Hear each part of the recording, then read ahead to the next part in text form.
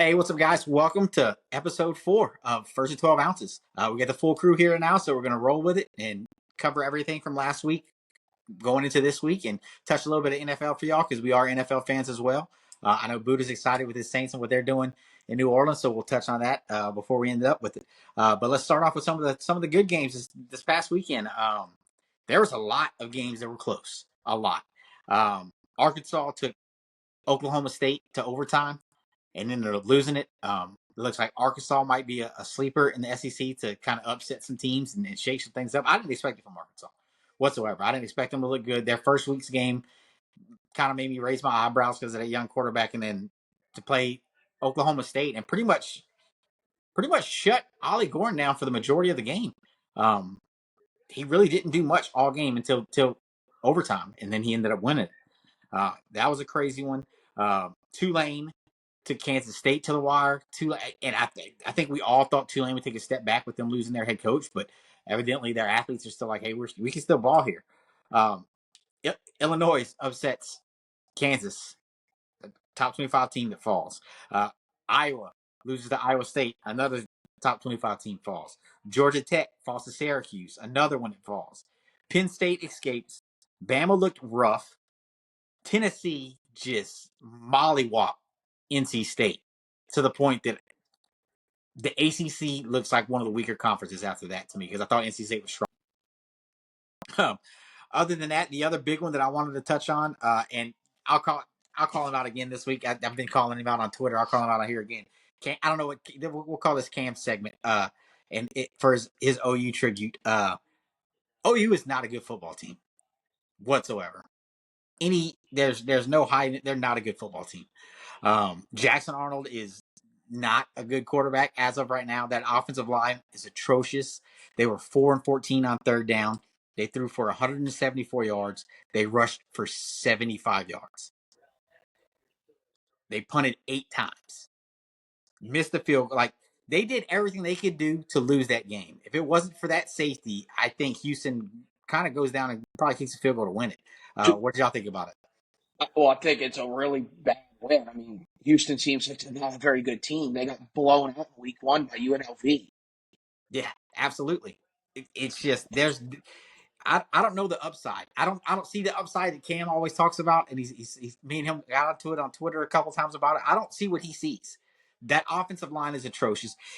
One of his key factors that he keeps bringing up is hey, once we get our wide receivers back, the wide receivers aren't the problem. It's the offensive line. That's the issue there. I actually think Jackson Arnold is very capable. I think their weapons are good enough. That O-line's not impressive. It wasn't. We talked about it last week. It wasn't impressive against Temple. Well, really, their third down percentage against Temple was really bad. Yeah. The score masks all those issues. Then you played a team that all of a sudden you got yourself in a fight that you had no business being in. That game should have been over early. Exactly. They scored. What was the final score? 16-12. Yeah, 16-12. I think it was a safety at the end of the game. They scored 2 touchdowns. That's it against Houston. They play a dangerous Tulane team this week. Tulane is dangerous.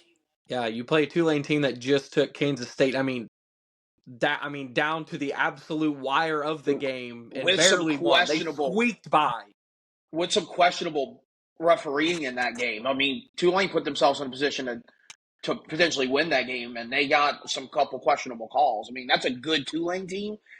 I think that Tulane team is much better than that Houston team. Absolutely. I'll tell you that. I think their offense is way, way better. And I know we'll get a lot of people, including Cam, say, hey, our defense, you got to respect our defense. Your defense played good.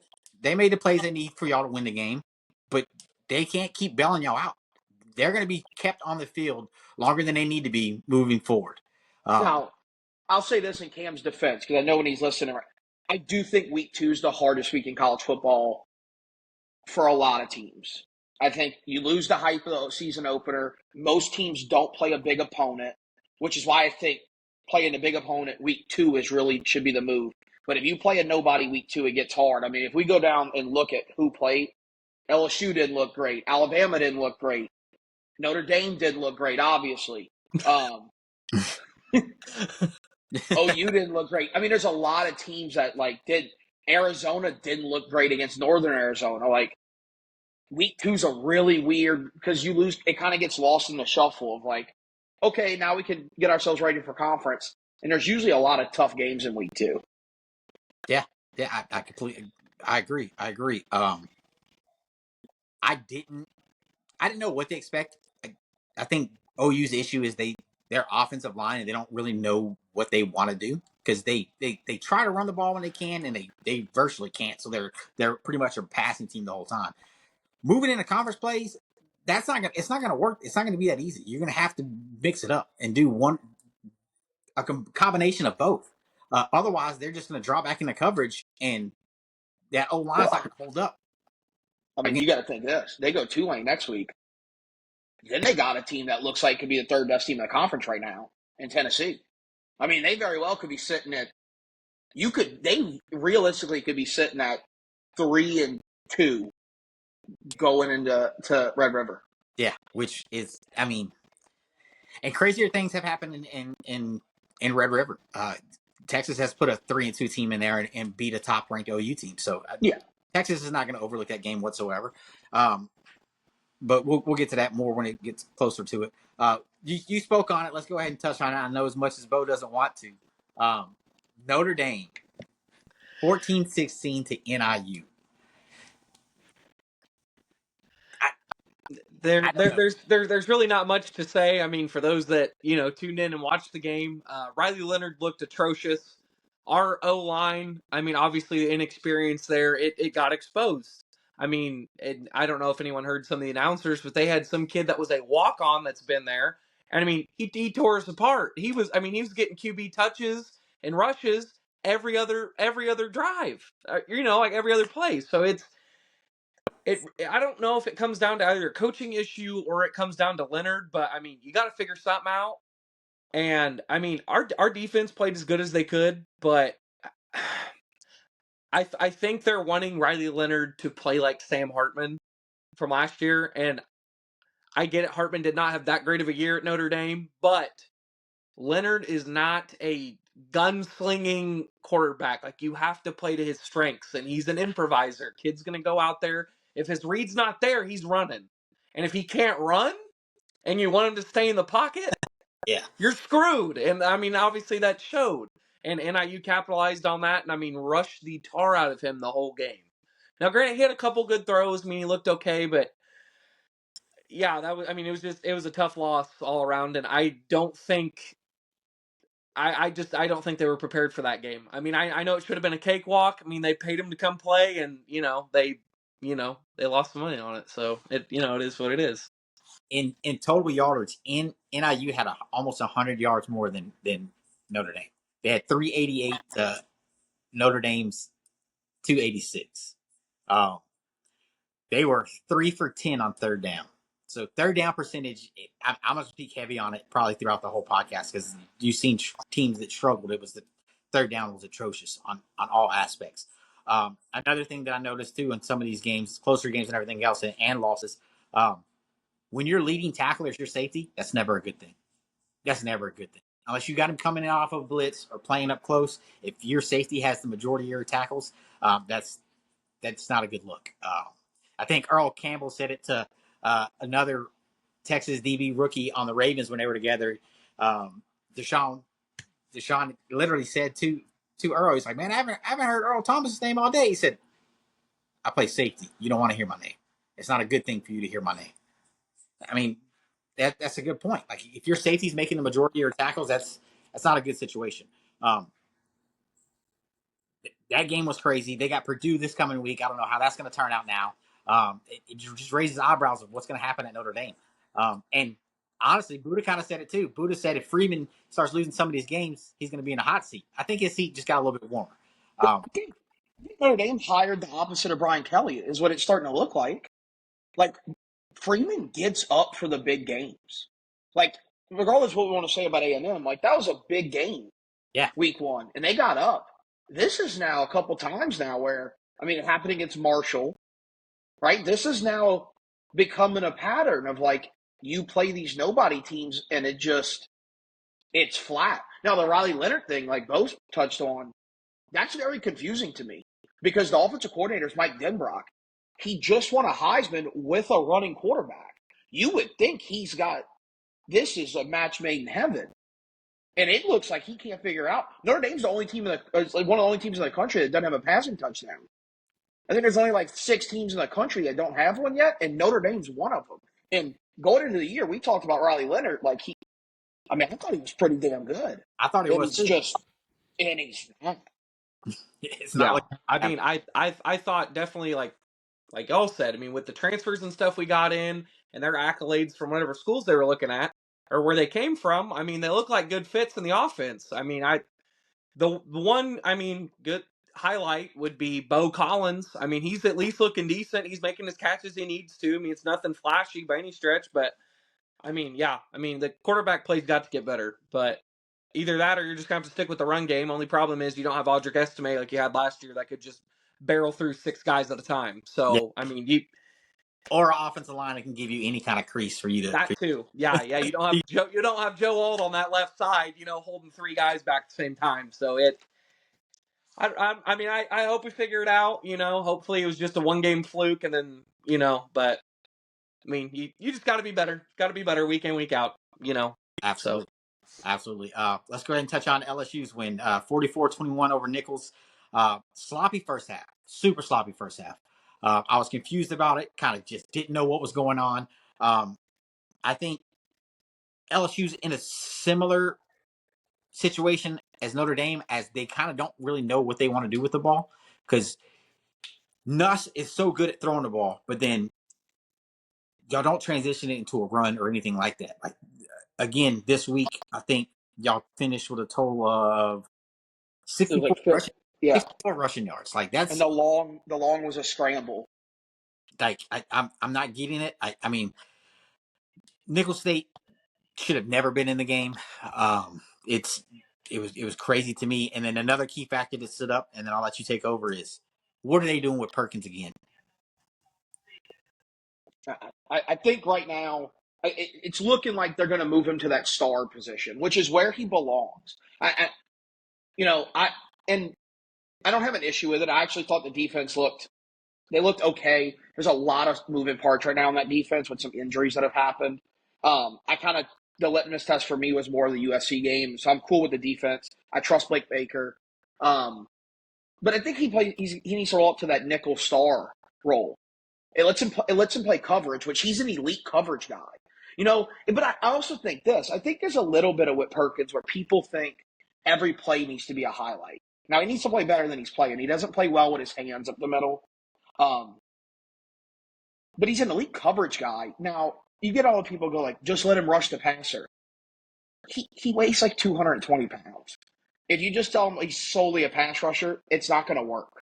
Right? Yeah. It won't work. Like you got to mix him up. And so far this year, when they let him get on the edge and have the option to cover, he was the highest graded coverage linebacker in the country week 1. And he also made plays off the edge there. I think they move him to that star role and let him play coverage, let him go off the edge. Now, the concern with LSU to me is the rushing game. I've never seen an O-line like LSU's. It is when I say average run blocking group, it is average as it comes. It may be one of the best ever pass blocking groups. They pass block at such a high level. It's unbelievable how good they are at pass pro. Then they just turn around and they go, we're average. Now, some of it is our tight ends are pathetic in the run blocking. Also, our running backs are not very good. They make horrible reads. They're very impatient runners. There's just some issues there. But right now, Garrett Nussmeier looks like a top 3 quarterback in the country in terms of throwing the ball around the yard. He leads the country in passing touchdowns. He's on pace for 40-something right now? I don't know. I don't put a lot of stock into it, right? Again, early week 2 game. Last year, they kind of looked lethargic against Grambling. So, at the end of the day, you still won by 23. The first half was ugly. LSU had a lot of moments, though, in that first half where I thought they were going to blow it open. You get the safety, you about run back a kick, you get it to 9-0, and it's like, here we go. And then they just, never mind. Even in the second quarter, they did the same thing. You get a chance and then just never mind. You get the double blocked field goal thing at the Yeah, end, which was which none of that makes sense how that worked. yeah, I was so confused about that as well. Like, I was texting a group about it. So y'all, they put y'all's backup in because Nuss had like he was having He, hamstring issues or I think he cramping. cramped And, something. Collins gets in and I don't know if it's inexperienced play. He was going to get out of bounds, but when he dove, his knee hit first. Yes. So the clock should have continued running. They called him out.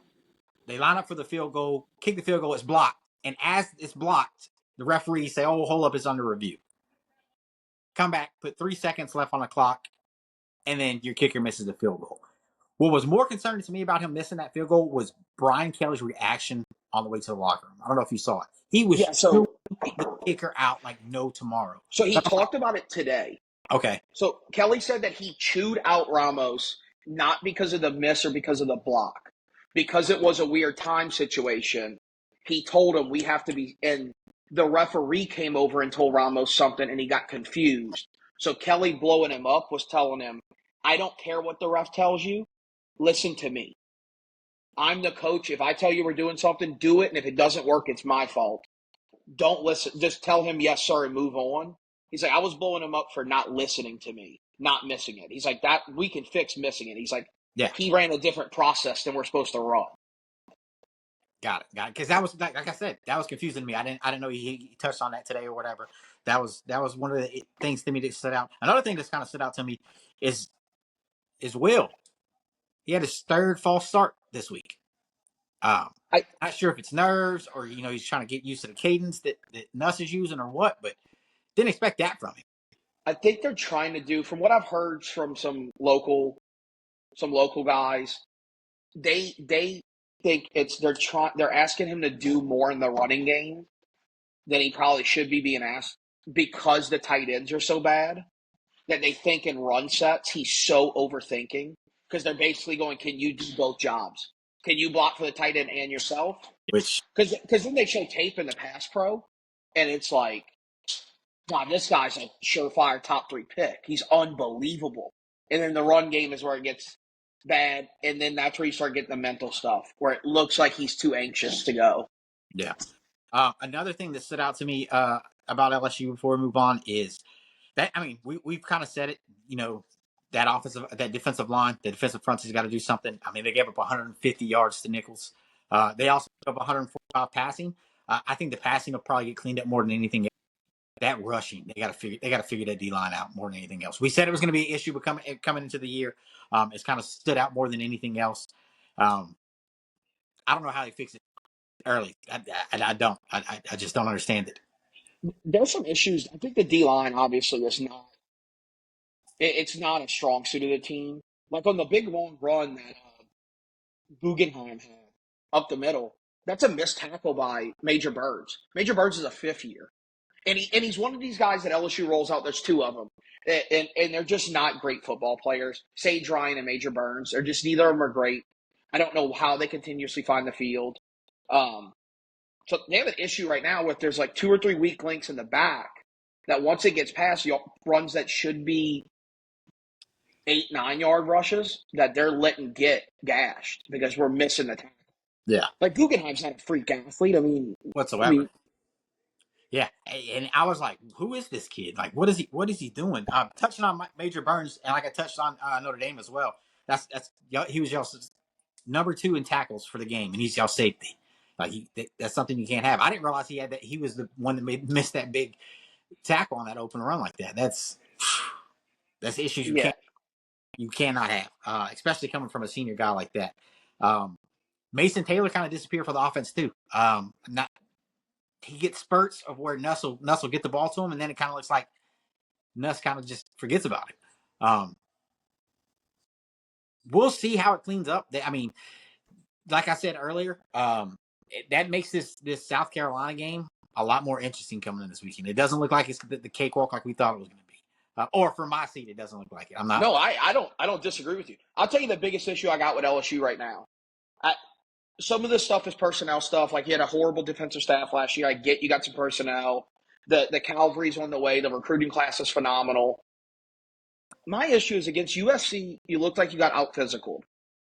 Then you show up against Nichols, your home opener, it's the second weekend of college football. It's not crazy hot either. And we had so many guys cramping up. LSU's got a problem and they just been touting this $20 million recovery place. And then after the game, Brian Kelly's like, we're tired. Well, if we're tired and we're cramping up in week 2, then we got a strength and conditioning coach problem. I mean, this guy might talk a big game, but this is an issue. There's zero reason you should be cramping up and tired in the second week of the season. I don't care that it was a short week. And I get there's people like, well, when I played high school football, when you would have to go play on Thursday, it was tough. Yeah, you had an ice bath. LSU's got a $20 million recovery center. Don't give me this nonsense about we're tired to play Nichols. You should be tired and still just manhandle Nichols. And that's a negative to Nichols. Nichols is a really good program. They're going to make the playoffs. They're probably going to win the Southland this year. But they're an FCS program.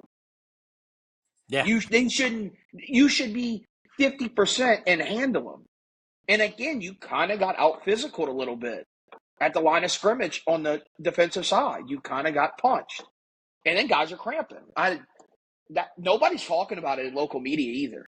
They're like, Brian Kelly said we're tired. That ain't a Brian Kelly problem. That's a strength and conditioning coach problem. Now, it's a Brian Kelly problem if he lets it keep happening.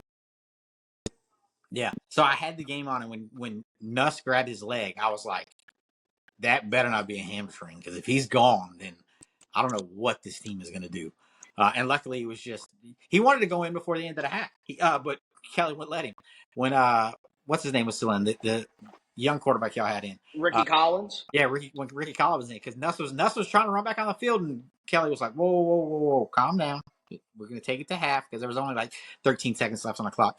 But we'll see. That's the one that I got circled to watch for sure, just because I want to see. I mean, it's at South Carolina. We'll see how it plays out. It's going to be interesting. It's going to be interesting if y'all be able to run the ball. I don't think y'all can keep putting it all on Nuss. He's been making the plays. And I told you that when we talked at halftime. I said, y'all are going to come out this second half and Nuss is going to embarrass these guys. He's going to be picking them off left and right. And that's exactly what he did. He threw 6 touchdowns, I believe, to end the game, and was just on point. He had 314 yards passing. He opened it up. And I think that's what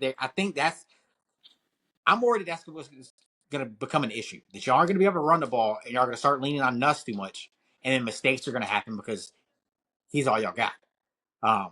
Which might make games either closer or uglier than they are, because y'all are going to force the throw. But we'll see. I mean, it's still week 2, so They should beat South Carolina. That South Carolina team's not very good. Their offense is not great, right? Like they went for like, I don't know, it wasn't a big number. I think they went for like 260 yards of offense. Yeah, 252 against. Now they won the game real big. Yeah, 31. But they didn't light it up anywhere, right? Like Lenore Sellers threw for 166. Rocket Sanders went for 54 yards. They only ran the ball for 80 yards. So like, I don't. LSU should win that game, right? They should win that game by 2 touchdowns in reality. That game should be like a 31-17 final. Yeah. And I think this will be probably one of the measuring sticks moving forward of how the team kind of steps up whenever they need to. I don't think we'll see another game like we did last week. I don't know how to explain that game. It was crazy to me. But we'll see how it goes. Let's move on to the big one. The most watched game of the college football season so far, Texas and Michigan. We all touched on it. We all thought Texas was going to win. I thought they were going to win big, and they ended up doing so. Quinn Ewers, Heisman front runner, in my book, and I think a lot of other people's. I'll go ahead and say it now. I think our offensive line has kind of established himself as the number 1 offensive line in the country after the way I'd agree. They bullied around Michigan's defensive front. A key thing that they did too that I picked up on, I'm pretty sure y'all did too. When Michigan had their big guys in the interior, Texas was throwing the ball to the outsides to tire them out. As soon as they would get tired out, they ran the ball right up the middle and had success doing it. And they did it all game. They didn't have any mistakes whatsoever. Gunnar Helms stepped up and said, "Hey, guys, what? I'm the best tight end in the SEC, and his numbers prove that he has a 90% catch rate, which leads the SEC. He had 140 yards, leads the SEC. 4 plays that were considered explosive yards, 75 yards, which leads the SEC. The kid is just his pass grading is a 75.5 as well. He's playing lights out ball right now, and I'm not even gonna lie to you. I overlooked him. I thought whatchamacallit, the Nyblack was going to be the big tight end for us this year. I thought we were going to have another Sanders, just an athlete to play tight end, and we got a full-on beast at tight end that can do it all. He had his coming out party. The running backs all looked great. Blue did go out early with what was thought to be an injury, but wow, Weisner stepped up, did big. Gibson, the young freshman, went off yet again. He looks great. I didn't see anything bad from the Texas team on both sides of the ball. Colin Simmons, the true freshman, had 7 quarterback pressures. Like, the kid is playing lights out ball. Texas ran 45 plays in the first half. 36 of them were in Michigan's territory. Like, just they look unbelievable.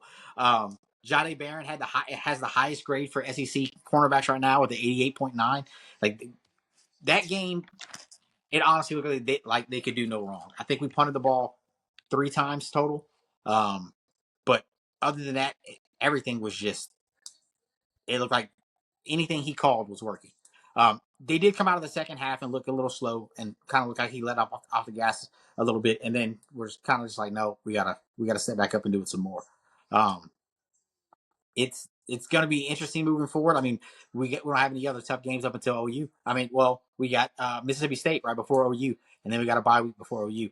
So we got 2 cupcakes that should be easy. We'll probably see a lot of younger players play. Other than that, man, I thought they looked great. How'd y'all feel about it? I mean Texas very handily, like we all suspected. I mean, handled Michigan, and Michigan didn't really have a great offense. Obviously, that from what we could tell, I mean, it's going to be a run heavy offense. Your guys' D line pretty well for the most part contained them. They couldn't really get the ball downfield, and Quinn Ewers came out there, had great passing percentage. I mean, killed it. And Gunnar Helm kind of came out of left field and ended up being y'all's leading receiver and absolutely just torched Michigan. So I not really too much else I guess I can say. I mean, Texas is looking great going into next week. So I think Texas looked phenomenal. I think right now they've got, I think there's 3 teams with the best resume in college football so far, and they're one of them. Um, I think they're clearly a top 2 team in the country, in my opinion. I think it's them in Georgia, and then I think it's kind of everybody else. I thought they looked really impressive. I mean, but it didn't shock me, right? Like I kind of been saying I thought this is who I thought Quinn was. And we knew the O line was going to be good. I mean, we talked about him for months leading into it, that it was the top 2 O line in the country. And they've kind of solidified themselves, in my opinion, as the best. Where, and I think the things that have surprised me is how good the defense has been. I think that's where we thought they would have a little bit of deficiencies or some questions to answer, and it seems like they've answered them. Now, the test is going to be the OU and the Georgia down the road, because we got to see how good this Michigan team turns out to be. I mean, but still, what they did offensively, that Michigan team still got, what's his name, Mason Graham. You got Will Hott. Like, you got some guys on that defense that are All-American. So, very impressed with Texas so far. We'll see what they're truly made of, or if they are what we think they are when they go back-to-back Oklahoma and Georgia. Yeah. I think another thing, it happened 2 weeks in a row now. In the red zone, Texas was 11 for 11. Phenomenal. Total, I mean, they have 10 touchdowns in the red zone this year. Last year, that was an issue. The red zone was a huge issue. Huge issue. What Sark kind of said, what Texas is going to be known for moving forward, and what they're establishing this year, is he doesn't like and he's not looking for receivers that are going to sit there and wait for the catch. He wants catch and run guys. When the ball hits your hands, you're going to be on the move and you're going to continue upfield.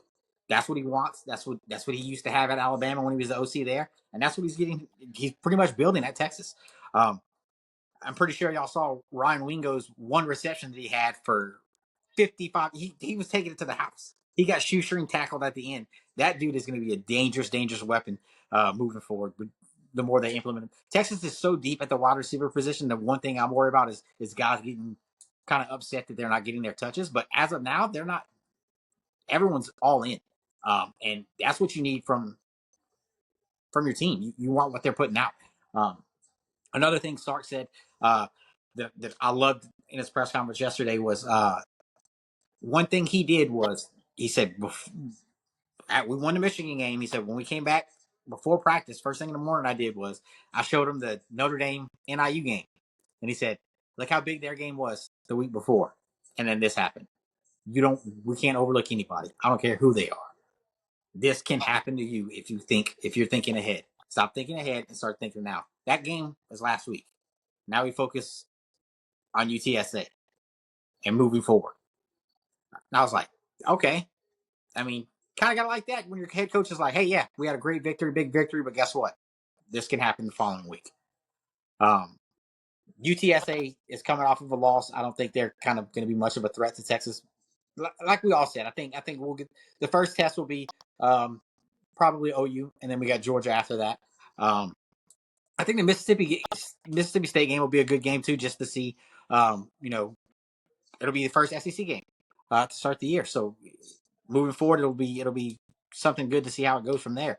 The more and more I think about it, the more I take less off of Warren. I can tell you right now, I'm not concerned about OU at all whatsoever. It is a big rivalry game, so they're gonna play different. Of course, they're gonna show up. OU's had 12 drives versus Houston, and only one of them gained more than 35 yards. Like it's a hot mess there. So that's why I kind of take them off the table. I'm ready. I'm ready to see Sark's game plan for Georgia, because if his game plan was that great for Michigan, I can only imagine what he's got set up for the big games coming ahead. Other than that, let's touch on what's coming up next week. I mean, we got heavy hitters. First game on Friday night, we got Arizona, Kansas State, which should be a good one. Kansas State looked rough. Arizona also looked rough. So that should be a super, super entertaining game. We'll see how it works out there. Then bright and early, Saturday morning, we got Alabama, Wisconsin. How do you think Alabama looks after the rough starts that they had? I mean, I think Bama is going to go into prep this week, watching film and seeing what their weak points were.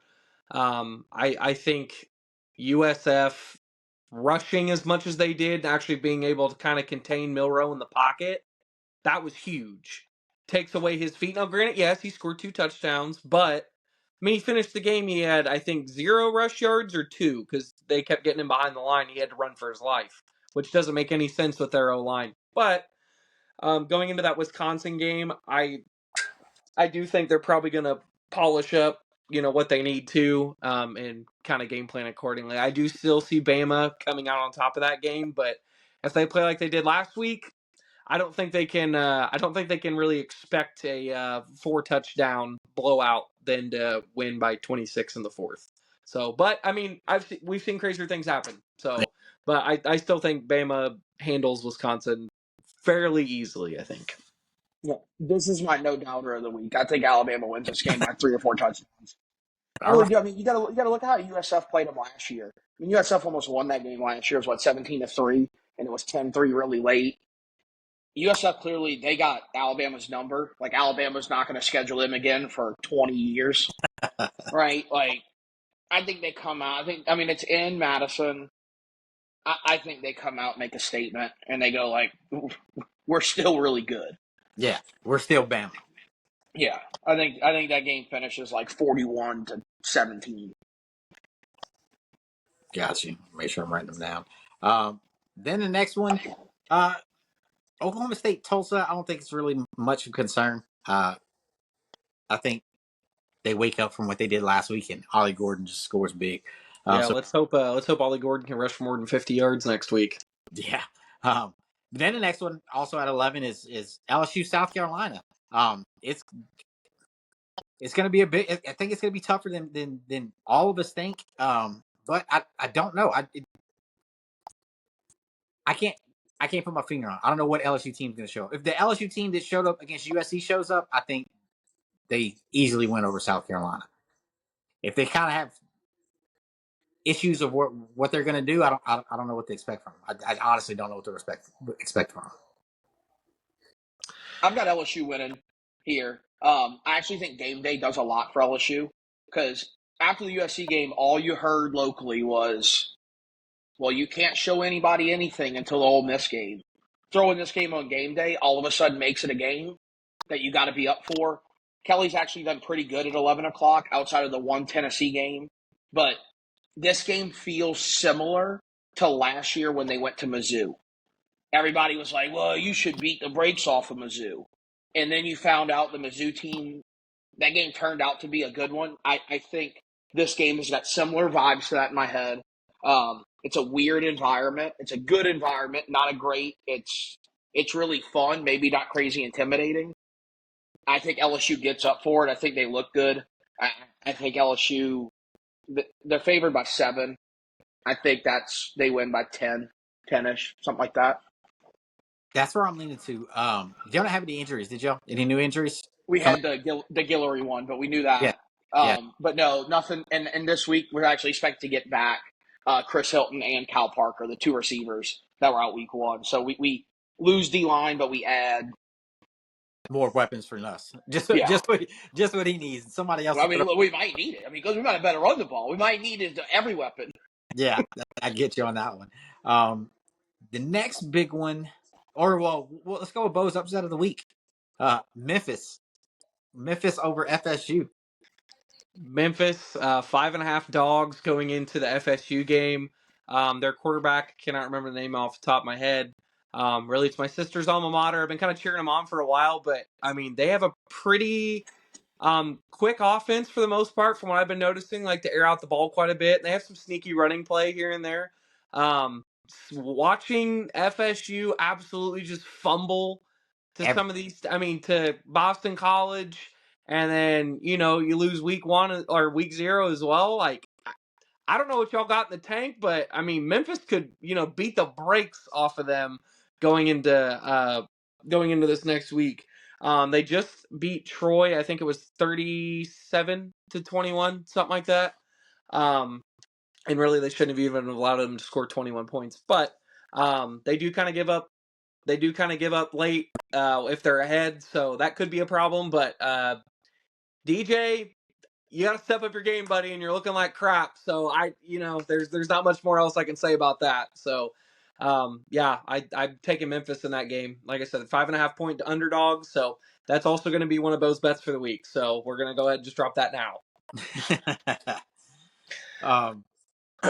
Now, Buddha, you think?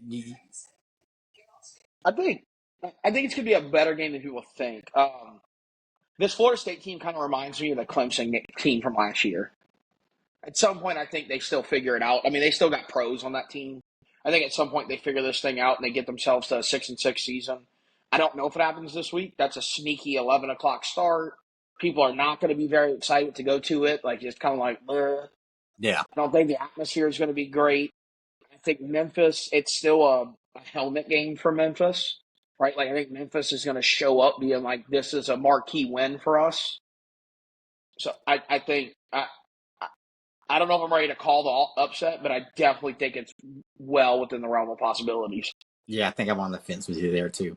The next one that we almost overlooked that you pointed out, 24 Boston College at number 6 Mizzou.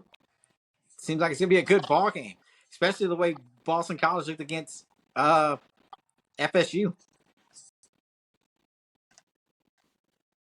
Who you got? I mean, I think this Mizzou team, I think they're going to handle Boston College. Boston College is 16.5 point dogs going into this game, at least last time I checked. I think Mizzou takes it. I would say probably by 10. I think Boston College does cover their spread, but I, I mean, I don't know if they have an answer for Luther. I mean, I don't really know many of the other offensive weapons that Mizzou's got. I haven't really been paying too much attention to them, but um, I mean, I think they handle Boston College and kind of knock them out of the ratings. So That I'm kind of in the same boat. I think Mizzou handles this one. I think Mizzou's actually pretty good. I think they have the best wide receiver in the country, in Luther Burden. Um, I think they handle this one. I think Mizzou right now is one of those teams that's going to make a run early in the year. They're going to raise eyebrows probably through my midway point. And I think they start to drop a couple, but I think they get to 4-0, 5-0. So I think they win this one. Got you. Next one up, we'll also touch on. We didn't touch on them at the open, but I wish we would have. Oregon State. Oregon still lost another game last week. honestly, I never would have expected this Oregon squad getting Gabriel. I mean, looking as bad as they do. And I mean, don't get me wrong. Yes, they're squeaking out games and winning, but it's like it's the teams they should be blowing out, and they're only winning by a touchdown or less. I mean, granted, yes, you've got phenom, star Ashton Genty coming in there, and again, against somewhat of a better defense in the country in Oregon, he still rushed for 200 yards on him. I mean, you can't have that from a Boise State squad that, I mean, Yeah. like I said, they should have blown him out, and I don't. I don't really know what the issue is there. I mean, Gabriel's putting up really good stats. He's airing the ball out well, but they're not scoring. So it's hurting their stock. I mean, quite a bit. So I mean, I'm probably gonna roll with Oregon here, just because they've been able to squeak by right at the very end of the game. But I mean, it could get ugly. So I think Phil Gabriel's just not that great. I think he's really good in between the 20s. They can't figure out how to score, right? Like, I know they put up 30, they put up, what, 37? Yeah. That offense doesn't feel like a 37-point offense, though. Like, they don't feel surefire, and they don't seem physical. Like, that's what we had heard all offseason was this Oregon team is Big Ten ready. They're going to be physical. They don't seem physical at all. At all. At all. I mean, you got to think that Idaho game, Idaho shut them down in the red zone with ease. Like, it was 4th and 1, and they couldn't get it in. yeah, then that game only finished like 28-17 or 21-17, Like, something like that. Like it. Yeah. and all you heard was the hype going with Oregon. They won the transfer portal. They got the most transfers. Everybody wants to play there, and it's not happening. Congratulations, you guys have cool jerseys, a Nike contract, and that's really about all you got because I mean, you're not showing me much on the gridiron. the problem is, though, is you look at their schedule, and they really only have one game that I look at and go, you're going to lose that one. And it's at home, so, like, the schedule's not a gauntlet. Like, they got Michigan. They play at Michigan, but, again, we got to see what Michigan looks like. Yeah. That game might turn into two teams that just don't know how to put the ball in the end zone. And then they play Ohio State, but, like, you get Oregon State this week. I think they beat Oregon State. You got UCLA after that. They don't really have hardly anything else outside of Ohio State and Michigan, but, like, They don't play USC this year? no, which I was going to touch on SC. SC seems like, I think right now, I mentioned this earlier, there's three teams in the country with, to me, the best resumes in the country, and it's Texas, Georgia, and USC. USC's looked phenomenal last week. Yeah. I mean, they've given up 20 points this year. From the worst defense in the country to they've given up 20 points. And they look good. A huge improvement. Huge improvement. Next one I got lined up for us to cover is A&M Florida. Who's gonna win it? Who's gonna step up and this is the game that's kind of like who is who. This is what a fact that I saw, and I'm pretty sure you saw it, Buddha. Kyle put it on Twitter. I can't think of it. What's their quarterback's name at A&M? Oh, Wegman? Yeah, Wegman had one of the worst PFF grades after the Notre Dame game. To after last week, he had the best PFF grade of all quarterbacks. He played McNeese though. I mean, Yeah, let's be realistic yeah, though, right? Like he played yeah. McNeese. That's what Kyle was saying too. He's like, we gotta take those stats out. Like if you play FCS school, those stats should be out. Another And, fun and fact: Texas is the only team in the SEC to not play FCS school this year, which was I didn't realize that until last week. Um, but yeah, so you got Wegman going against Billy, who's trying to keep his job. Who's gonna pull it off? And look, let's talk about this Wegman thing. Like, yeah, I just pulled up his stats. He had a good grade. He threw 14 passes. He was 11 for 14 for 125 yards. So let's make sure Yeah, we take the grade with a grain of salt, right? He had a yeah, two-question test, yeah. right? Like he didn't. He's still on the season I like completing. that. He He's got the completing 52% of his passes this year. I mean, his rating this year is 100.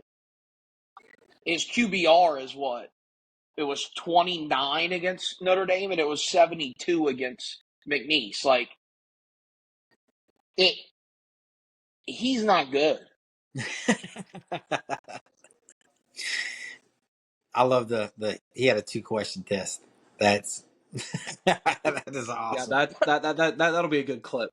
But Absolutely. also, like this Florida team's atrocious. Also, I mean, this is a horrible matchup. I think it's in Gainesville, but I don't think that means anything. No, I that's think why. I think Florida fans are like, we're tired of being fans. Like, I think they're like, I don't care. I'll listen to music during the game. I'd rather not watch this nonsense. I mean, That's this why. is a. That's why I call this one. I don't know who's gonna win it. Like what's gonna happen. Like it's too horrible, two not good teams, and one of them is fighting for the head coach is fighting for his job essentially. Like what's gonna happen? I mean, and then you got to think if A&M loses, that's not gonna look good on Elko. They of course they're gonna use the whole always Elko's first year, give him time, but to lose against a bad team like this Florida one would raise a lot of eyebrows for sure. I'm looking at, but I just glanced at both of their schedules. I mean, A&M after the Florida game, you get a break, but then you get Arkansas, Mizzou, Mississippi State, LSU, South Carolina. Like, there could realistically, A&M could have one, And I'll two, three, four more losses on the schedule that you look at and go could happen. Three realistically. You know, you would think right now the ceiling for A&M is 8-4, and then you look at this Florida team, and They made like their over under on the year I think was 3.5 for their total team wins. I I think, mean, they got this A&M game, which I would lean A&M. I think A&M's more talented. Uh, and so that's saying something. I mean, then Florida's got holy smokes. Look, I forgot about this Florida schedule. They It's if they lose to rough. A&M, they'll be 1-2. Then you get Mississippi State and UCF.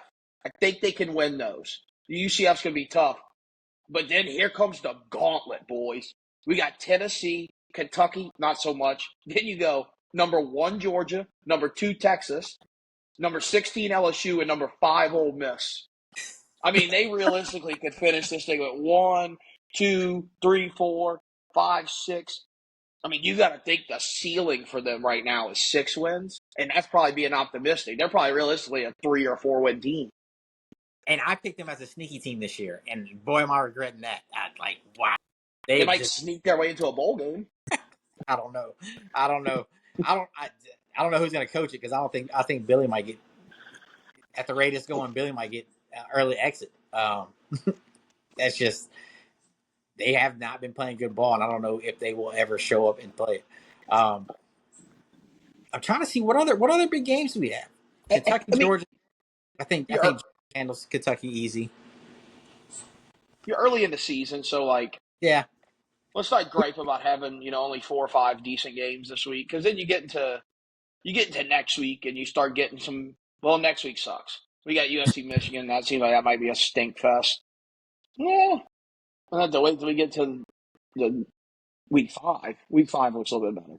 yeah. Um, before we touch on your Saints, I know you want to touch on the NFL, and we'll get into that a little bit too as well.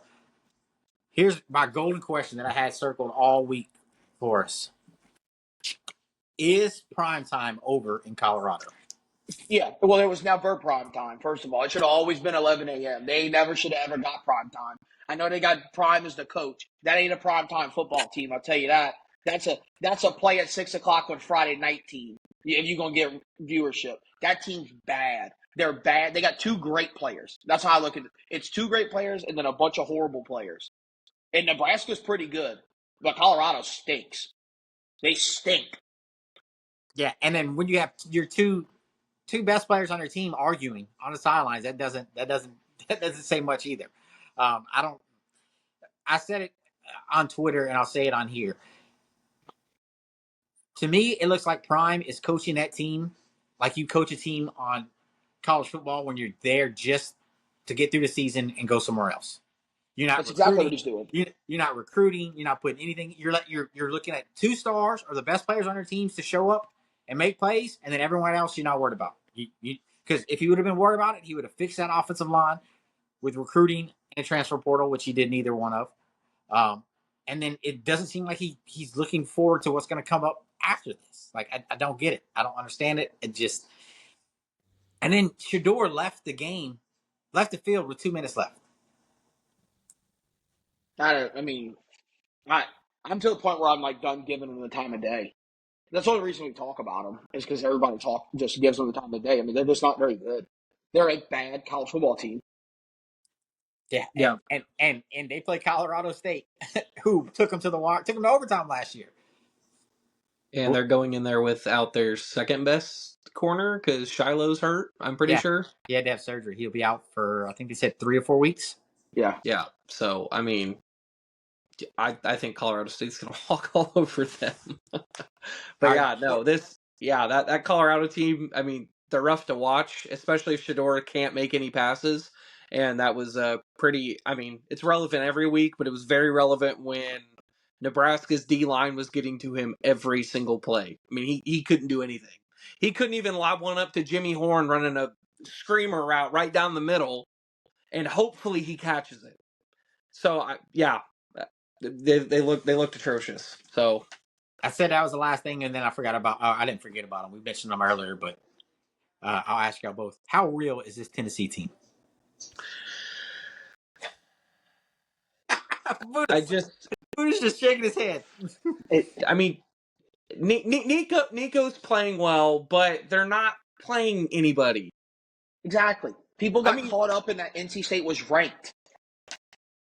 That's it. It'd be like the same thing, I guess, comparable. It'd be like Mizzou going in and just absolutely handling Boston College like we talked about earlier, and then, you're hyping up Mizzou's offense. It's like, okay, well, they're 16-point dogs and they weren't ranked 2 weeks ago.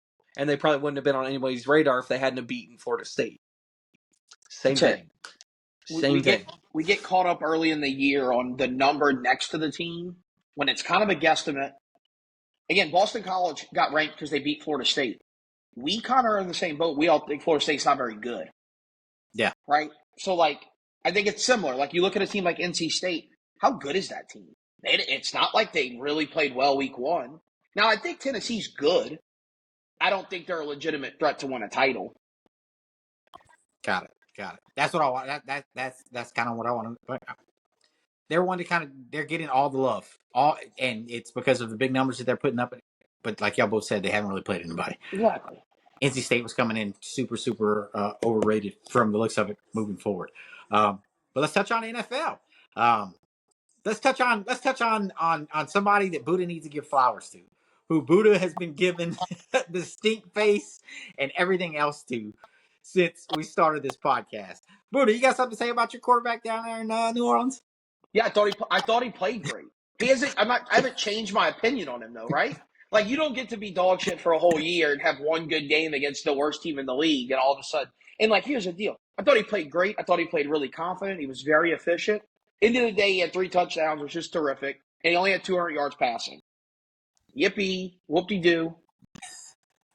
He's got to keep going, though, right? I think he made a step in the right direction. All these people on Twitter going, here's the Derek Carr apology form. No, we're not apologizing to nobody. Now, he comes out this Sunday and he looks the same. Then we start having a conversation about, okay, maybe he's good this year. But right now, we played one game. He looked really good. He looked really efficient and confident. I don't know. And he threw the ball really well. Thought the Saints looked great. I think the Panthers are atrocious. I mean, I think they are horrible. They're Right? so Bryce Young went 13 for 30. yeah. They're horrible. Now, it's still impressive to beat a team in the NFL by 37 points. But I think the Panthers are probably going to have 4 or 5 of those on their schedule where they just get they just get shit on. Absolutely. I couldn't agree more. That I saw all the hype. I saw everybody else going nuts, and I was just still kind of just like they did play the worst team probably in the NFL. And look, So and it's impressive how efficient they were and how well they executed. That's 100% you get credit for that. It blew me away by how good they looked in terms of they looked in place. The O-line played well. But you got to take it with a grain of salt. You find out this Sunday. Now, this Sunday, if you play the Cowboys and that game is in the fourth quarter and it's a 27-24 game, regardless of outcome, if you play Cowboys, if that's a tight game, then you go, maybe the Saints team's an NFC threat here. We don't know. But if you come out and you get dog walked by the Cowboys, then you go, never mind. One of the worst teams in the NFL beat the worst team in the NFL. That's how we would look at it. But I am optimistic. I'm not going to take for granted a 47-10 win. absolutely. But I need to see it against somebody who is going to probably be a playoff team. Absolutely. Bo, I got a bone to pick with y'all's quarterback. What is he doing? AD had the best rookie performance of all time. Anthony Richards was throwing the ball anywhere but to him. I don't know what was going on with AR. I mean, the whole game. I mean, he was looking for deep balls, and it was a rough showing. I mean, which is why we lost. I mean, because AD should. I mean, he got targeted 4 times, but I mean, it just Three of those couldn't get it to him. 3 of those are for touchdowns. Nobody was Yes. near the kid. Nope. And Buddha's making his faces because I don't know if y'all know, but Buddha's been calling out AR since the beginning too. He's not an AR fan. He's a freak athlete. He's a horrible decision maker. He was like this at Florida. He's the same guy who was at Florida. His highlights are always going to be the highest of highs. But then when you watch the game, you're going to be like, why is he not throwing it to that guy? Like, what's he doing? And that's what it was. Some of those throws, I was just kind of like hands on head, like he can't be any more open. Like if he catches him in stride, if he overthrows him, AD's probably like just barely overthrows him. AD probably runs under it, but he was throwing it to the point where AD was diving for everything and just couldn't. Like it's, I was like, oh man, here we go. The only thing I will say though is I was very surprised with my Colts keeping up with the Texans that whole game. That is true. Like I said, I think on Friday, the Texans have a very good, should be good young defense. They showed out when they should have, and I mean we kept it a 2-point game against the Texans, who arguably a lot of people say are a playoff, it could be a Super Bowl contender, adding in Stephon Diggs to that team. Now, is that a little bit of a stretch? Of course, but I'm going to give my Colts the benefit of the doubt. They played great. Alec Pierce, out of nowhere, huge plays all day long. But again, that came from AR just absolutely, I mean, heaving some balls downfield and hoping somebody was down there. So, I mean, yeah, we got a couple spots we need to polish up on, but I mean, for the most part, I mean, I thought we looked really good. So, I hear you. Hey, well, the Cowboys look great. And Zeke, I'll say it on here. Hopefully, I don't get in trouble. But where is this Zeke coming from? Like that's Zeke y'all wanted 2 years ago. Exactly. That's the same Zeke y'all wanted 2 years ago. Where did this guy go? Like he took a vacation, comes back, gets a different number, and all of a sudden he wants to start playing football again. I'm like, okay, here we You go. want to know why? Because he went and played. He went and played at the poverty ass Patriots franchise and realized, okay, I need to actually start playing if I want paid, or I'll be stuck on teams like this the rest of my career. Absolutely. I thought Dak looked good. I thought the defense looked great. Damari Overshawn, Texas guy, finally healthy. He was all over the place, making plays all day. I loved it. I thought there wasn't anything I disliked.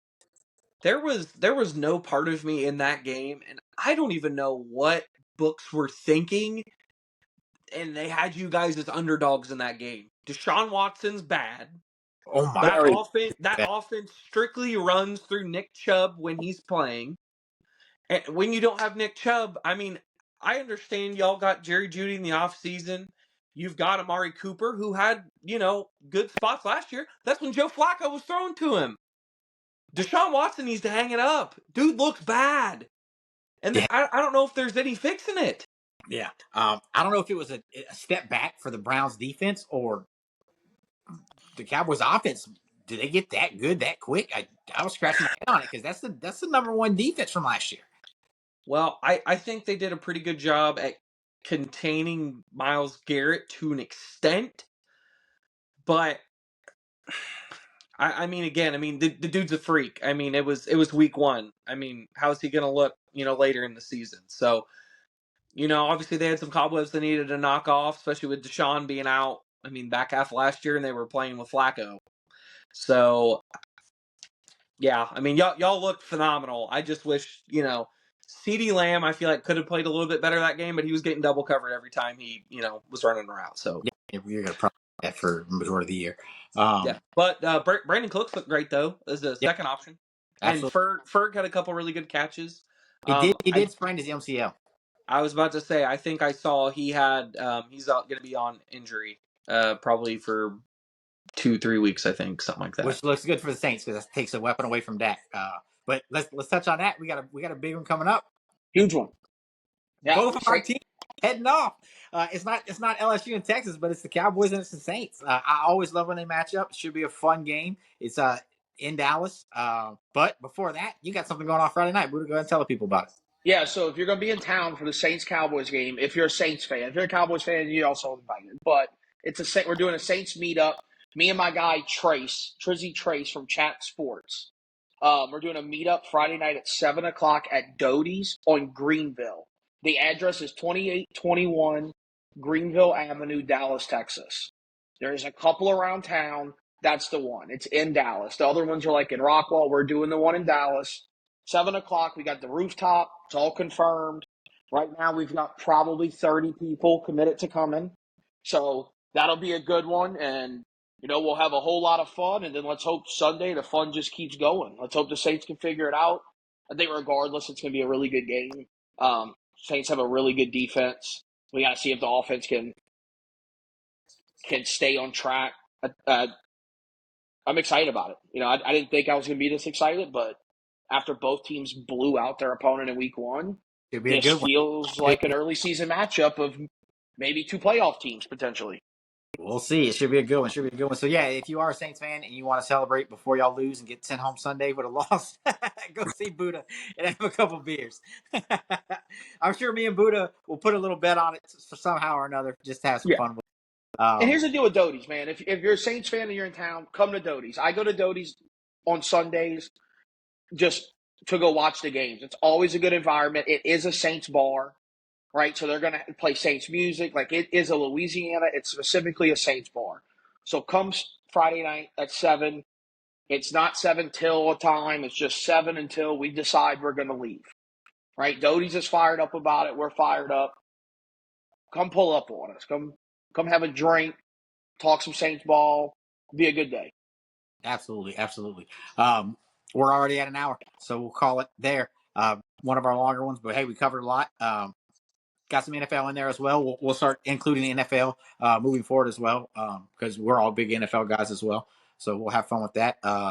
What you got for them, Bo? Well, let's hope Notre Dame can turn it around next week. But, playing Purdue, so let's hope for the best, and let's go Irish. Buddha, what you got for them? Not much. Appreciate y'all. Make sure you subscribe to the page, tell your buddies about it, share it on social media. Absolutely. Tell somebody at the grocery store to come check it out. Put it on when you're working out. Put it on the background when your wife's vacuuming. You don't have to listen if you don't really want to, but play it and tell your buddies to listen. Just appreciate y'all, and let's keep growing this thing. Absolutely, guys. Y'all have a good one, and we'll catch y'all on Friday. See y'all.